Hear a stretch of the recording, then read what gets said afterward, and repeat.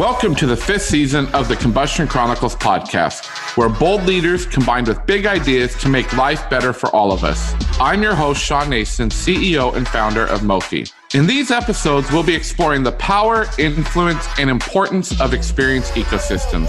To do that, we're bringing together the most unique and influential experience experts in the world for honest conversations about not being okay with the status quo, leading with heart, and getting real about heart sets and mindsets. In case you're wondering, an experience ecosystem is the web of people, touch points, and interactions that combine to create all of the positive and negative experiences we have in the world. When an organization wants to improve customer experience, they're wasting their time if they're not willing to engage and humanize their entire experience ecosystem. It's time to blow up some silos and ignite an experience revolution by putting people first.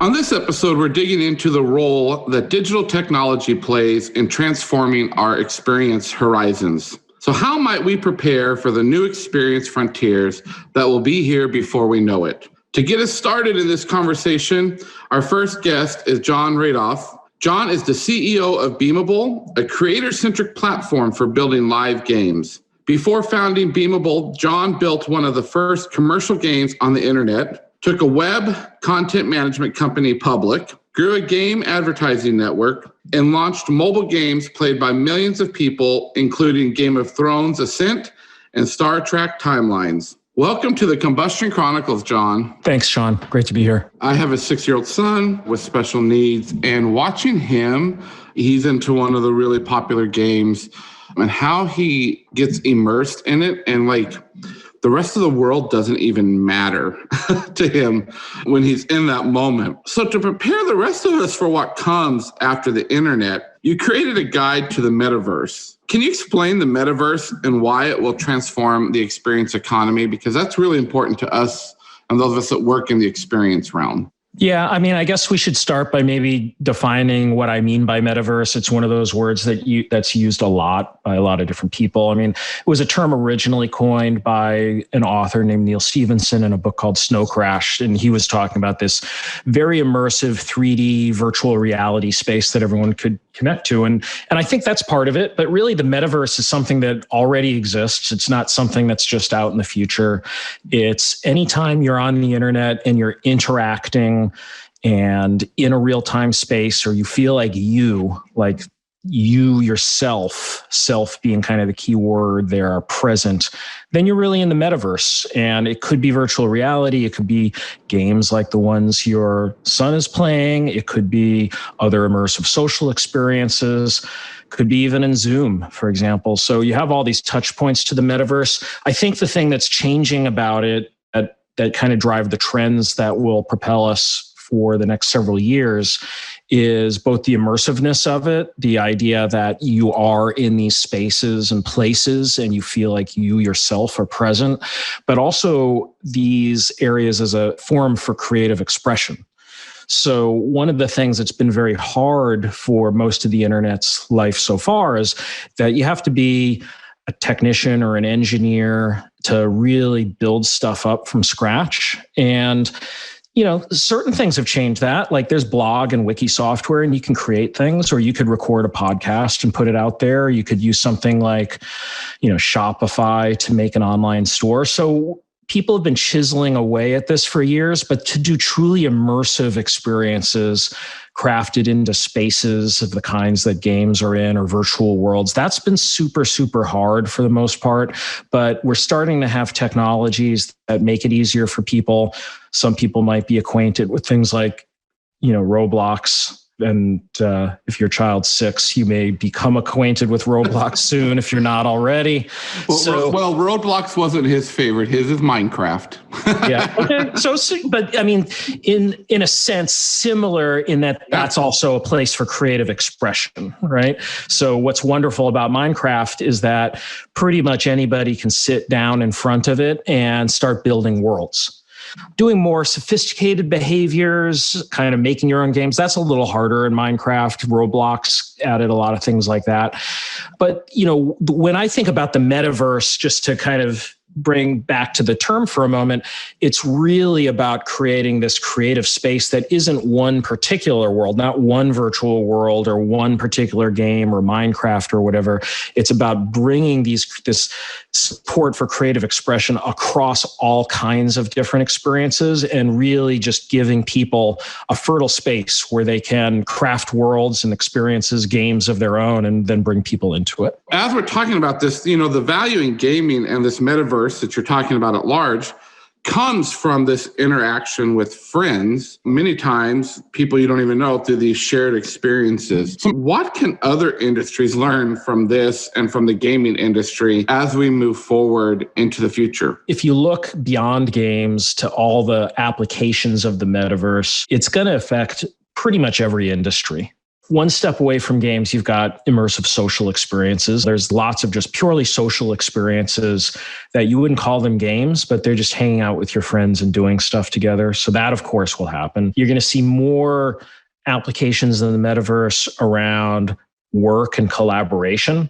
So I think in some respects, even things like Zoom are part of the metaverse in terms of work collaboration. But then you've got companies like NVIDIA that are building this Omniverse hub, which is going to allow architects and engineers and designers to actually build spaces, real world spaces and buildings in a virtual reality environment. So you've got this tremendous range there. So we could go on and on and on talking about it, but it truly does impact every industry. And think of the metaverse as a continuum between purely virtual worlds where you go into something, but also the bleeding out of the metaverse out back into what we'd call the real world, or what I call the physical world, actually, because I don't think of virtual as not real, but there's the physical world and augmented reality and adding and layering new information and feeding us information. That's a whole exciting piece of what we'll be calling the metaverse as well. For those of us that don't live in the world that you live in, Jon, in this gaming industry and this technology, you said you don't think of the virtual world as not the real world. I think for many people, me being one of those, until you just said that, think, oh, that virtual world is something that's not real, but it is very real. Yeah, and ask any kid, particularly down at the age range of your child, and ask them to talk about how much of their personal identity, their life is actually defined by the things that they've now done online. I would say that there's a huge number of people out there, in fact, who are mostly defined by what they do online. Look at the whole industries of esports, for example. All kinds of different, or live streaming and all these influencers and social media. I mean, there's good and bad to that, but I think increasingly we're just going to see more and more people defining themselves by their avatars and their achievements in virtual realms and who they are and how they want to present themselves and how they want to identify themselves within these realms. So the digital version of oneself is going to be, for many people, more important than the physical version of themselves. And for that reason, I think of it as equally real. Like your physical self, your virtual self, those are both real, just like your friendships that you make with people online. Those friendships are real. Let's talk a moment then around Beamable. It's a disrupting gaming by easily adding social, commerce, and content management to live games. Can you explain a little bit why this is transformational in this experience ecosystem and what you guys are doing there? Yeah, there's millions of people that want to make games, and in fact, millions of people that are making games. The great thing about being a game maker today is that the tools like Unity and Unreal, Roblox, et cetera, have made many aspects of the creation process a lot easier. If you want to make a commercial game, meaning you want to be an independent game maker who owns your own destiny, puts your game out there on the internet for people to download and play, that's still kind of hard to do. The 3D graphics part is way easier to do today than it used to be, but making a business out of it, which means updating it regularly and monetizing it, being able to sell things to people, virtual items and customizations and new content and things like that, all the kind of social support that you need in a game to allow people to play that game, socialize with each other, chat with each other, form friendships, form guilds and gaming clans and stuff. All that stuff takes a lot of work. So our vision with Beamable really is to make game making in this metaverse sphere with social features and monetization and frequent updates, just make that as easy as it is in Roblox, but give you the freedom to deliver your game wherever you want and really just own your own destiny. You actually have a great article series that you post in Medium about the gaming industry, which actually includes a piece about the economics of gaming and building the business case for that. So can you break down the economics of the unique entertainment value provided by gaming compared to other entertainment and how it ties back to the experience ecosystem? Yeah, I mean, I think the common theme of virtually every kind of game that exists is it's an attention economy, which is not different than a lot of media, frankly. But when you really break it down, a game's ability to generate revenue for the creator of the game is going to be more or less proportionate to how much attention it gathers. And that goes all the way back to the earliest video games in the arcades where you're popping quarters in. So you put one quarter in after another to keep playing the game. If your attention wanes and you want to move on to something else, guess what? You're not putting quarters in that machine anymore.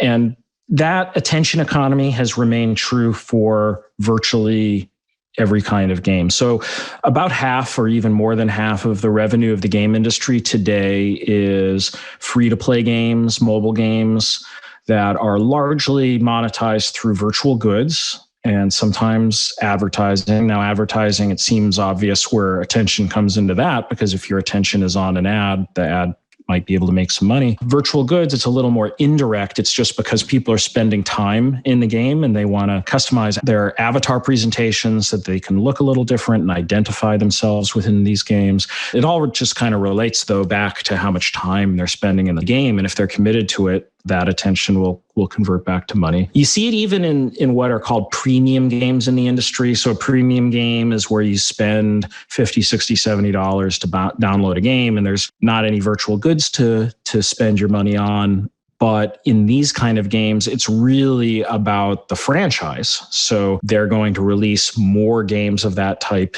in the future. And if you spent a lot of time in the first game, you're far more likely to want to go and acquire more elements of that sequel. But it all comes back to attention. Now, your question or comment about what can other industries learn from that, and you're using this term, the experience economy. I think experience and attention kind of go hand in hand. It's if people are having experiences, the experiences are going to gain a lot of meaningfulness for people, either because they're these amazing peak experiences that people hold in their head forever, or it's that with or without just a lot of time being spent in the experience. Totally fascinating. And, Jon, we could go on and learn so much, but my big nugget there, and I haven't heard it said a lot, but is that attention economy, even shifting from an experience to an attention economy. I thank you for that. And Jon, we've come to this point in this segment where we do something called the Combustion Questions. Two randomly selected questions that we're going to give you that you have not seen or talked about with us. And as a matter of fact, I have not seen them. I just received them myself. So Jon, are you ready for your Combustion Questions? Let's go for it.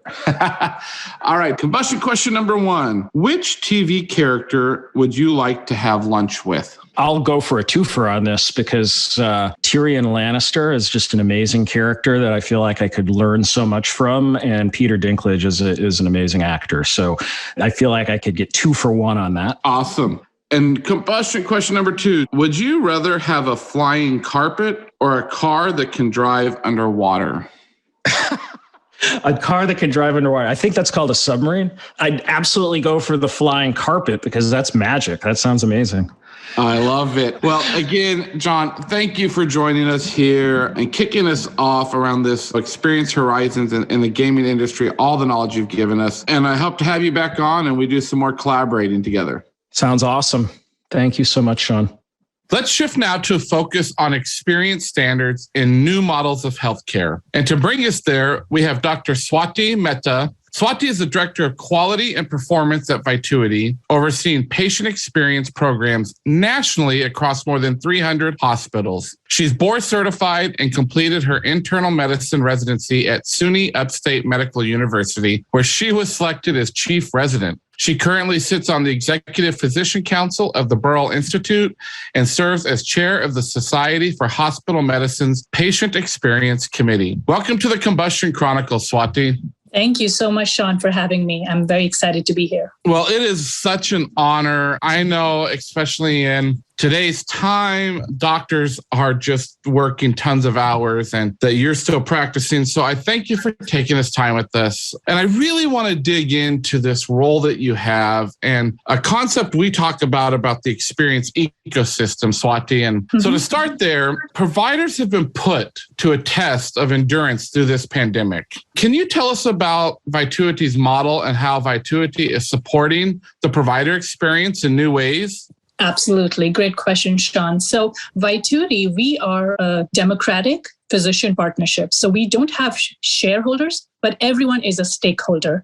By that, I mean that all of our physicians have an equal role, equal voice, and a vote in their practices. So as you mentioned, 300 hospitals, the local nuances of each different hospital system is different. And that is why we empower our physician teams to advocate for their patients, their communities in the way they feel best. We try and make this frontline driven approach, if you will. So that's what Vituity provides, a democratic physician partnership nationally partnering with amazing health systems to give compassionate and high quality clinical care. So that's what Vituity does. And to your point about what's happening during the pandemic and how Vituity supporting our burnt out providers, I still do my clinical shifts. As you know, I work here at Redwood City and I see patients. And all of my peers, we are so happy that all of our Vituity executives, from our CEO, our chief medical officer, everyone does clinical shifts. So they are in touch with what's happening with our patients. What do they need specifically in the pandemic, right? So because they could really have the finger on the pulse of what's happening, we did various things for our partners nationally. For example, Vituity, we extended emergency loans for our physicians and advanced providers who were experiencing financial hardship, right? Volumes are going down. Even providers were not really getting what they needed in terms of hours. There are other things that Vituity did for provider wellness is we have a director level physician position. We go to each hospital and do workshops on how are our physicians doing, how are our nurses doing, really to tap what's going on and provide support, which is so much needed right now in healthcare. I have to commend you and Vituity because the one nugget that totally stood out to me there was the fact that you guys still do your rounds, you still see patients. And we talk about this all the time at Mofi. We're an experiential, maverick-minded design firm, and we hear about it all the time that executives aren't getting out there. And so they're not in touch with their patients or their customers, and yet you are. And I just want to commend you all for that so much. Thank you. So let's talk about this then, because you pioneered what you call the 6H model of human connection for healthcare. Can you tell the audience what that is and how it can adapt in an age of accelerated telehealth? Absolutely. So when we talk about human connection, it's not just a nice idea. We know research is showing that patients who have a greater satisfaction is more because they're connected with their physicians, they're connected with their nurses, and that leads to clinical outcomes improvement. We know that empathy and communication lifts other aspects of our physician performances, right? So we know this is really important. So when I sat down early 2020, when this pandemic was kind of just booming, my aim was, what do our patients want? They're at their sickest, they're most anxious, they don't have their loved ones next to them. What do they need? Let's begin with that. And then let's do things and say things to them to really meet that need. So for me, the 6H model is the core of any human connection and is easily implementable. So for me, the 6Hs, just for everyone, is first, the patients want, hear my story. Please uninterruptedly listen to what I have to say. Second is heed to my worries. Ask me, I think what's going on? What am I worried about in terms of my healthcare journey? Third, help me navigate. And your experience ecosystem, Shawn, does an excellent job of touching all those points, right? Help me navigate digitally, help me navigate where I access what, help me navigate what's going to happen in the emergency department. So the third H is help me navigate. Fourth is be honest with me, be transparent with what you can do and what you cannot do. Fifth is heal misunderstanding. We know service recovery is a core part of any service industry. Healthcare is no different. So heal misunderstandings and nip things in the bud there and then between the physician, the care teams, and the patient and the families. And last but not the least, sixth H is leave me with hope. Anytime you get out of the patient's room, leave them with something positive. So that's 6H model. But your question about how do we do this as things are scaling, as telehealth is taking forth? And absolutely, we need to meet our patients' need and meet them where they are, right? So if it's a telehealth scenario, Vituity has very important skill sets, handouts that we give to all of our physicians. Hey, you're having a telehealth visit. You can have a human connection electronically, right? You can, in multiple ways, build a rapport and trust. And I have a great handout which I can share with the podcast audience as well. So let's dig a little bit deeper into that then, Swati. So when you're designing these healthcare experiences, and let me be honest here, because I've been in the healthcare space for over 10 years, and providers get a really bad rap about wanting to provide a great experience. And that's what drew me to follow you and learn more about you and hear your thoughts, because that's not true. And I would say that that's not true about most providers, right? All of you got into this to care. So yes. When you're designing these healthcare experiences, where do you look for inspiration? For me, inspiration is everywhere around me. My first and foremost influence is what my patients are telling me. When I see an elderly patient and his wife is on the phone because they cannot be there and they really value telehealth during the COVID pandemic, I knew that we had to do something. And within 5 days, we started a telehealth program for inpatient. We know we have it for outpatient and other visits, but inpatient, while the patient's admitted, we got everything done within 5 days so that our patients could be able to talk to their loved ones, have a good visit with the nurses and the doctors. So those nuances, those inspirations for technology come from the patients, the frontline, and families. The second is absolutely important is the different service industries. We are not in a silo, right, Shawn? We see how Amazon and Southwest and Zappos and everyone that we touch as a customer, that's what our patients are also wanting. Hey, I get excellent experience in X, Y, and Z. Healthcare is where I want my best experience. I can't take chances. And that's why we have to live up to them. And that's my inspiration. We preach this all the time. So to hear a provider, a clinician say the same things, it makes my heart beat and brings me joy, Swati. And I thank you so much. I want to turn this a little bit around a business case. And let's talk about the evolution of providers. So there is still this concern of a looming provider shortage at the same time that there is a rise in some providers taking more of an interest in health tech and startup consulting role. So is there a danger in the rise of the doctorpreneur, or will they save the healthcare industry? I believe the latter. I strongly believe that our interest as physicians, as clinical leaders, if we know the nuances, we know what's broken in terms of the healthcare record system, the electronic healthcare record system, the navigation for patients when they get out of the hospital, how do we do that? We know what's broken, what the problem is, so we can really help and if we have an innovative mindset, to contribute with our technology and IT buddies to really collectively really improve the healthcare that we deliver to our patients. So I feel really strongly that the physicians who really have the bent of mind to lean in this are really needed right now. And I feel together, if we are able to reach different medical students, different underprivileged kids to say, hey, come to medical school. Let us help you through technology and really reach and scale our influence. I think physicians being in the IT world and really having a collaborative approach is going to make things way better, in my mind. Brilliant. Well, there's so much more we could talk about here, and we'll definitely do that in the future. But it's come to that point in this segment where we do these things called the Combustion Questions. And they're 2 randomly selected questions for you, Swati. Are you ready for those? Sure, I am.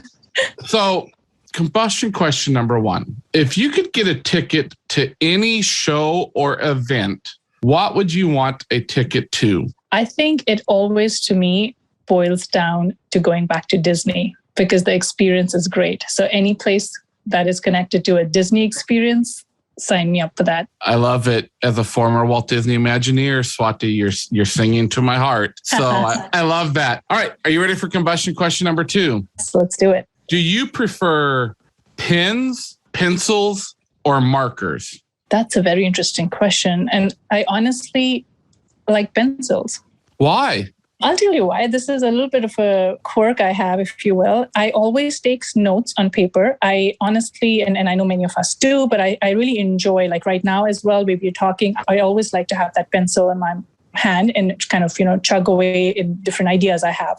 And then when I sharpen that pencil, old school style, like my toddler sharpens their crayons and pencils, that gives me some time to really think about what am I writing next or what did I write before. And that introspection few seconds really helps me have a mature conversation during my call. So I know this is kind of just me, but I like that. I love it. And thank you again for being here with us. And we look forward to speaking with you in the future. Absolutely. Thank you so much, Shawn, for having me. To wrap up this episode, we have a leader who is an expert in the application of immersive learning. Our final guest is Dov Hirsch. Dov is the founder of ContinuumXR, an immersive health group platform offering mixed reality, evidence-based clinician and caregiver education and training. Welcome to the Combustion Chronicles, Dov. It's great to be here, Shawn. Let's have some fun. So, Dov, you're the end of these 3 segments that we're having really around new experience horizons in the digital technology space. And we've talked about gaming and we've talked about healthcare. So it is great to bring it all together with the world of VR for provider training and caregiver type training. So starting off broadly, can you tell our audience what is ContinuumXR and what do you do and how do you do it? Okay, absolutely. And I'll do my best to be succinct, but essentially what we're looking to do is we're looking to bring the best of experiential learning to essentially clinicians and caregivers of all types so that they can more effectively hone and improve their craft, delivering the best possible care possible. And so the way in which we do that is using immersive technology, so virtual reality, augmented reality. And we need to think about it in terms of there's a few components here, but at the end of the day, when we think about the roots of how clinicians and caregivers historically had trained and acquired skills, it was largely on-the-job training. The challenge of that in today's world is people don't want to have someone do a complex surgical procedure for the first time on them, right? And historically speaking, I mean, many educators will agree that the best possible way to learn something is by doing it, giving them the opportunity to make mistakes. And so, unfortunately, we haven't had the ability to deliver that type of learning in the field of healthcare, essentially since the inception of it, right? Most clinicians, doctors, nurses, they trained, for instance, on the battlefield. And that's how they acquired a lot of skills, experience, knowledge, et cetera. But nowadays, that's not really possible. What virtual reality now offers, because it's an accessible, affordable technology, essentially for the first time, it's been around for a long time, but now it's very accessible and affordable. It gives people the opportunity to make plenty of mistakes. And that's where the magic of the learning occurs. You said that adaptability will define the next generation of caregiving. So how does your mixed reality platform create experiences that heighten adaptability then, not only for caregivers, but also then for this clinician type training? Essentially, the idea here is we know a lot about how people learn best. And obviously, I just mentioned a little bit about that with experiential learning. The other thing that's important to understand is often referred to as micro-learning. Just-in-time training is another one. Essentially, what that's looking at is we really want to slow things down and we want to give people that opportunity, that feedback in that moment when they make a choice to do something as to whether or not they should receive a reward for making that choice or otherwise, right? Some constructive feedback. And so what we can do is essentially stop people in that moment when they're in a virtual space that's modeled and created based on the real space. We can actually give them that feedback in that moment so that they can then stop, get that feedback, and then try again and do it differently, right? It's effectively the function of unlearning something. And that really is what we mean when we talk about adaptability. The ability to say, okay, on Monday, I might be training on one piece of medical device, from one manufacturer. And by the end of the week, hopefully not, but by the end of the week, may have made a change, or we may find ourselves in a situation where we're working with a completely different device. We need to think differently, and we need to know how to change the way we do things on a dime, simply put. That's really at the granular level. At the macro level, it's kind of cliche nowadays to say healthcare is changing. It's certainly my belief that we're moving to a point where the rate of change in healthcare is only going to increase and increase exponentially. So people are going to need to figure out how to adapt. And this type of technology really enables them to do that. Let's talk about the success rate of it then, because I think this is a nut that's been trying to be cracked for years in that space, right? Yeah. That how are clinicians in particular responding to this? Let's talk about the world of clinicians and caregivers and kind of that professional ecosystem that they work within. There are some large demographic shifts happening that we should absolutely recognize. Essentially, right, we're looking at a new generation of caregivers that are increasingly playing a greater and greater role. And we're also seeing an unfortunate, what I would consider to be an unfortunate loss of depth of experience from people who are retiring, who've been delivering care for 15, 20, 30 plus years, and they've built a longstanding career. And so there's a lot that can be said about that. But the reason I set that context is we have worked with both clinicians who are in training, clinicians and caregivers who are in training. So as an example, right, students in a nursing program or advanced practice nursing program who have not performed in a hospital or care environment yet ever, right? So they're just getting ready to start thinking about building their career and their hands-on training and experience. And then we've also worked with people who have been on the other end of that spectrum who have 20, 30 years plus. And what's interesting is what we've seen is the learning curve, the adoption and the learning curve for emerging technology like virtual reality-based training. Essentially, it takes twice as long for somebody who is moving towards the end of their career as it does someone who's at the beginning of their career. So people are often not surprised to hear that because people who tend to be more experienced, they'll often say something anecdotally when they're starting with our technology saying, I'm not a gamer. I have to use, two hands to type on my phone. They'll make all these qualifying statements as if they're not going to do well. They're almost setting themselves up for failure. What's interesting about that is it's a difference between basically a 3-minute learning curve and a 6-minute learning curve. So there's this misconception that they won't get it, even self-imposed, but they get it very, very quickly. They pick it up very, very quickly. There is a qualifier to that statement, and that is it's all about design. Yeah. So it's 100% about design. So if that experience, that training experience was designed well, then there shouldn't be a problem. Right? There's getting comfortable with things like buttons and controllers. That's hardware. That's just hardware. If it's designed poorly, right? Just like a physical space, if it's designed poorly, it's going to make people feel uncomfortable. And so from our perspective, everything starts with design. Here, it's game design and instructional design. Everything always starts with design. Obviously, Dov, we talk a lot about the experience ecosystem. And in that whole experience ecosystem is this whole concept as well, design and what that looks like. And we talk about an experience promise. So your communication is all about taking action. So much so that we did some research and your newsletter sign-up button even says, do something. How did your team design that and decide to make that such a forward, experience promise to your consumers that do something? That's something that really hits home with me, I'll say. And I think certainly, and our team, I'll take a step back, really not speaking about the work we do per se, just in general, when I think about healthcare. You've been in healthcare for some time. I've been in healthcare for some time. As much change as we're seeing now, it's a laggard industry. I mean, change moves unbelievably slow, and that's okay. There's nothing wrong with that. Some change, in fact, in order to be sustainable and impactful, needs to move at a more slow pace.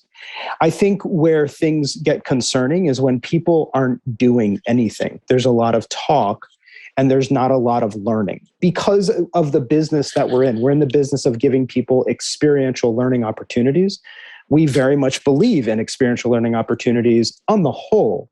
And so we find that the people who we work with who are excited and interested, quite frankly, we haven't really met a lot of people who aren't excited and interested in emerging technology in healthcare, but the people who we tend to work with are action-oriented, simply put, meaning they know that adopting something like virtual reality in a clinical environment or a university environment is never going to be seamless and simple and easy. It's new hardware, new technology. There's a learning curve and everything that comes with that.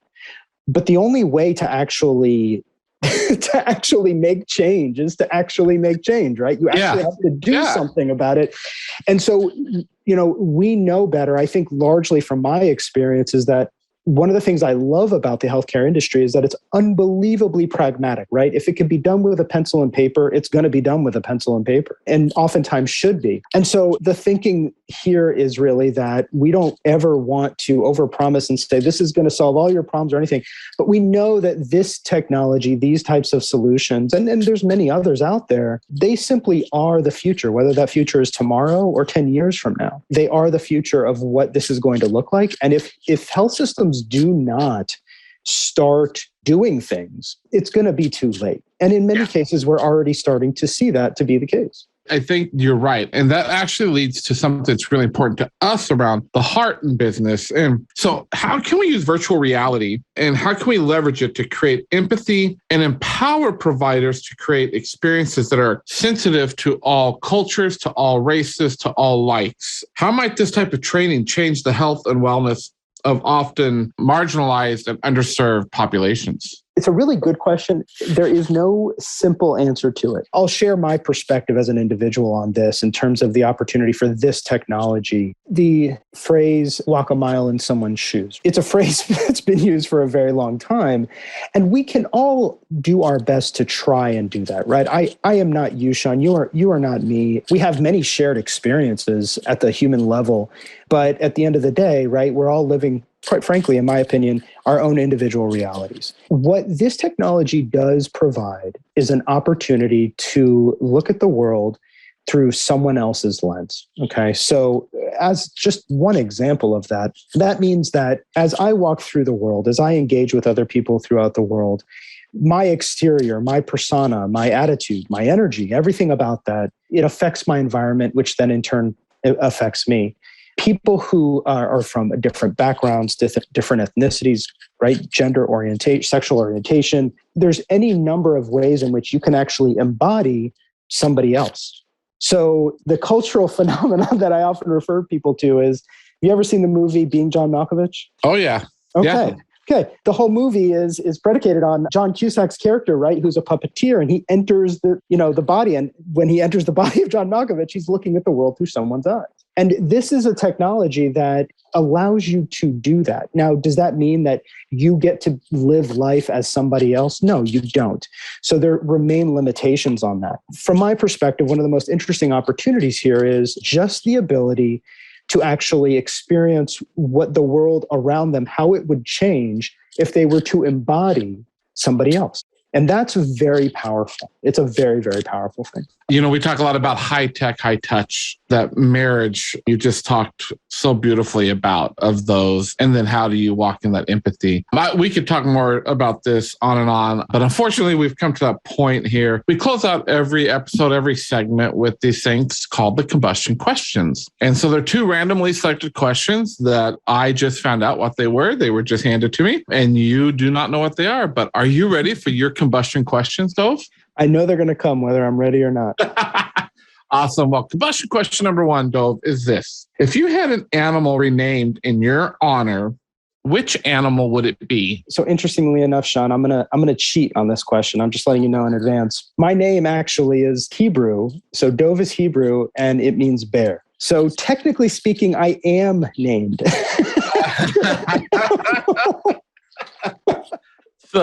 So a bear then. Hey, not everyone can say that. That's true. An honor that you have. That's right. So combustion question number two, Dov. What do you think about bulldozers? I've never driven one or operated one, but I would love to do so. Why? They're like earth movers. You can shape the world around you with it. Well, there's an experience in Las Vegas that you can do those things. Maybe we need to go do that together because I think it would be a blast to drive them as well. Yeah, let's do it. Yeah. Well, awesome. Thanks so much, Dov. It's been a pleasure to have you on here. A pleasure to learn about ContinuumXR and how you're really changing the learning scene for clinicians. So thank you for being here and hope that we can see each other soon and talk again. Shawn, it was a lot of fun, as expected. Thank you so much for listening to this episode of the Combustion Chronicles. Let's keep the conversation going by connecting on LinkedIn, Twitter, Instagram, and Facebook. To learn more about the world of experience ecosystems, go to mofi.co, where you'll discover ideas and resources to help you ignite your own experience revolution. Be sure to check out my book, Kiss Your Dragons, Radical Relationships, Bold Heart Sets, and Changing the World, available now at Amazon. Then head over to ShawnNason.com to engage resources, a discussion guide, and information about everything from self-paced training to personal coaching. You can find this episode's recap at ShawnNason.com. We know you lead a busy life, so if you're driving, exercising, or maybe just blowing your own shit up, don't worry. We've already taken the notes for you. Each recap is filled with exclusive guest information, episode themes, quotes, resources, and more. And remember, please subscribe, rate, and review. As always, stay safe and be well.